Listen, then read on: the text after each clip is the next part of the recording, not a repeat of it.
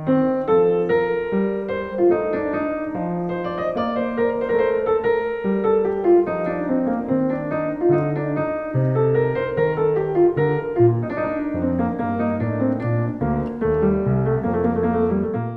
don't know about you, but I love Advent and Christmas. It's so much fun to decorate the house, bake goodies, watch the falling snow, and the cheesy Hallmark and Netflix movies. Yes, I love those. And of course, hear the wonderful Christmas music that seems to play earlier and earlier in stores each year. Yeah.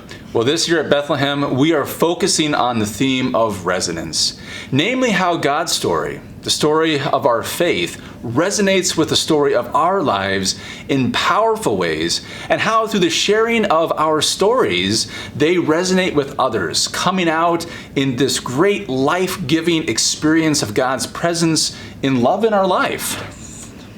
We know that music has a way of speaking to our souls and evoking emotions and memories and different things for us. Advent and Christmas songs are no different. To get us thinking a little more deeply about these treasured songs and these hymns, we have chosen 4 to focus on, keeping with our weekly Advent themes of hope, faith, joy, and peace. Each week, we're going to introduce the hymn with a little history, a short meditation on the theme, and questions for you to discuss in small groups or within your families. That's right. And so we hope that this is a blessing to you. And may your Advent and Christmas be blessed. We hope that the study will allow you to reflect on how the music of our faith and God's story resonates in your life. Welcome to week 1 of our Advent small group study. This week, our theme is hope, and our Advent hymn, O Come Emmanuel. Now, it would not be Advent without our quintessential Advent hymn, O Come Emmanuel. This ancient hymn is actually based on the great O antiphons, which were a series of prayers, each invoking Christ by one of the names or titles that he's given in Scripture. And these are prophecies of Isaiah that are linked to fulfillment in the gospel. Traditionally, the O antiphons are sung during the last 7 days of Advent. And these date to back around 750 to 800 CE or AD. Now, believe it or not, an 1892 translation of these prayers from Sainwolf's The Christ is where J.R.R. Tolkien found much of his imagery and names for places and characters in Lord of the Rings. So if you're a Lord of the Rings fan, there's a little bit of trivia for you. This hymn was written in the key of E minor, which is described as lament without grumbling, sighs accompanied by a few tears, and eminent hope. Emmanuel means God with us.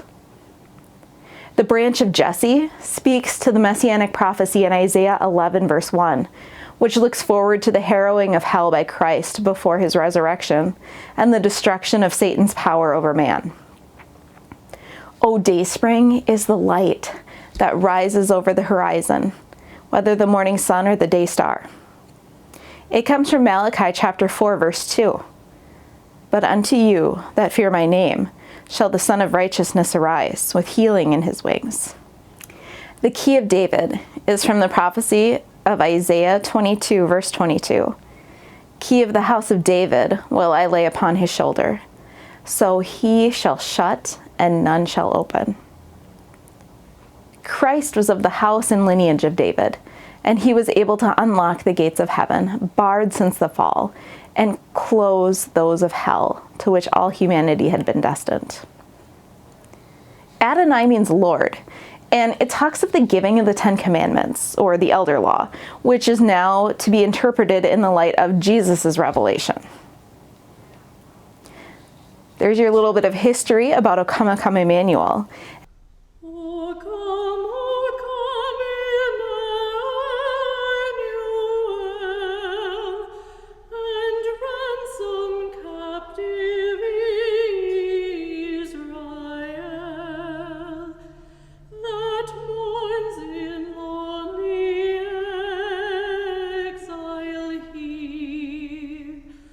Until the Son of God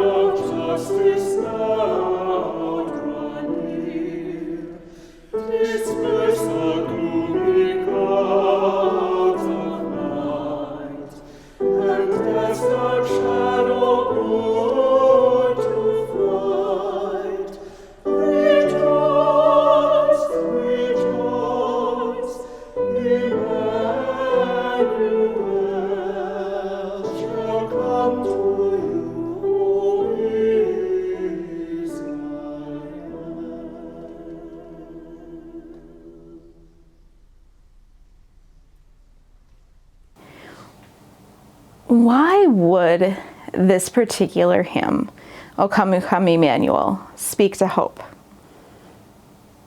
It speaks to anticipation, to longing, to waiting for the promised Messiah. These prophecies, many made before, during, or after the destruction of the temple, and when the Israelites were in exile in Babylon, which is modern-day Iraq, promised that their Messiah would come. For hundreds of years, the Israelites waited for the Messiah. Some may have given up hope that the Messiah would come, but for many, that hope was like a small lighted candle in the darkness, still burning, still waiting. They had that expectation and desire for the Messiah to come, to deliver them from the bondage that they were in. Hope is an expectation or a desire for something to happen. Hopelessness is a feeling of despair, a belief that things are not going to get better. There are times in our lives where we may feel hopeless. And let me tell you, that's an awful place to be.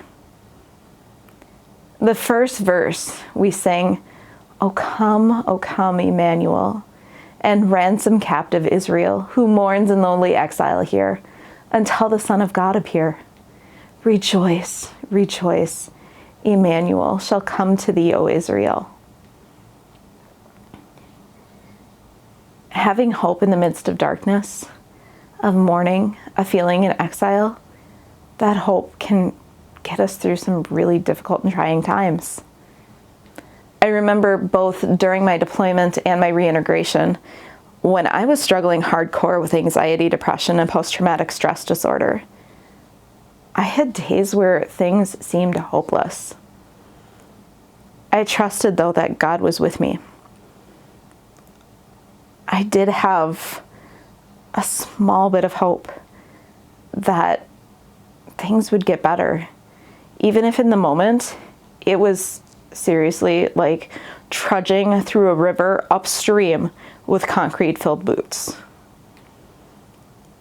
This would have been a perfect opportunity for me to blame God, particularly because many of the issues that piled up to cause the stress and the PTSD were actually as a result of other Christians.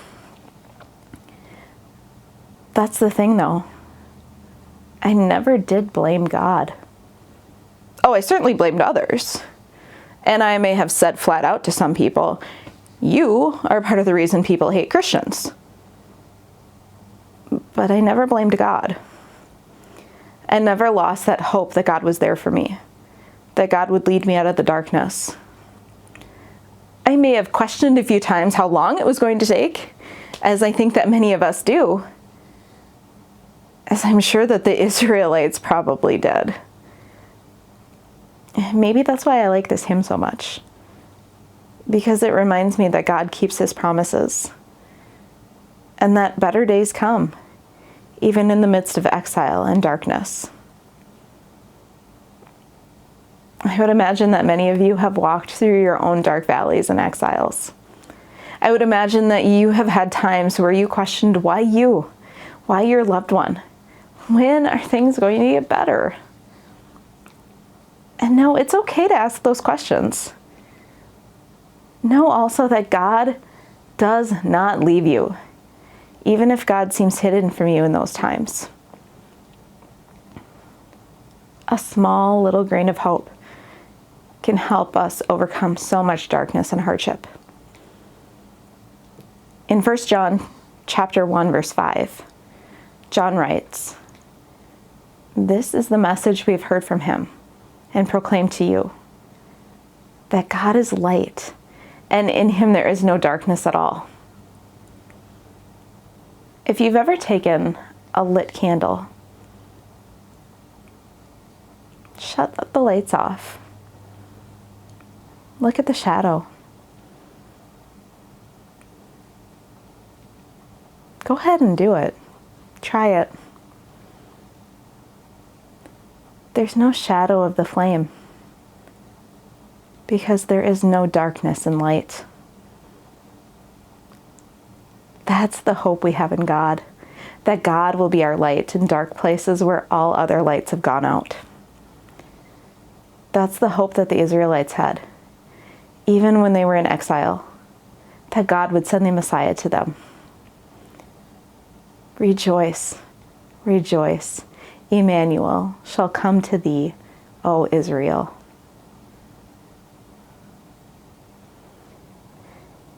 Please read the following scripture passages: Isaiah 11, verses 1 through 9, and Luke 2, verses 25 through 32. Today's reflection questions. What brings you hope? How can you have hope during this Advent and Christmas season? Number 2, reflect on a time in your life when you felt that you were walking in the darkness. What drew you out of the darkness into the light? And 3, how does this hymn resonate with you?